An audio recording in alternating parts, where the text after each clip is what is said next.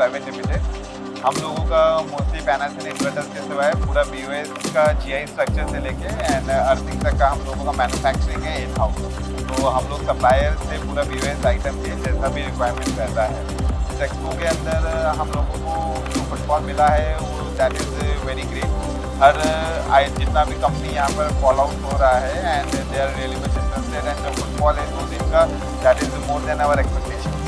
तो वो बहुत अच्छा रहा है। बाकी जो आइटम्स है वो हम लोग ये जैसे GI स्ट्रक्चर का मैन्युफैक्चरिंग है तो वो हम लोग स्मॉल 3 किलोवाट के सिस्टम से 3 मेगावाट के सिस्टम तक सब कुछ क्रिएटर करते हैं एंड इसके अंदर हम लोगों ने छोटे छोटे आइटम्स डेवलप कर रखे हैं हमारे नीड्स एंड पब्लिक नीड के अकॉर्डिंग, जो उनको फिटिंग ईजी देते हैं एंड लेस टाइम के अंदर उनका इंस्टॉलेशन सेव करते हैं। तो do visit our stall if you want to and the experience of the expo world. Thank you.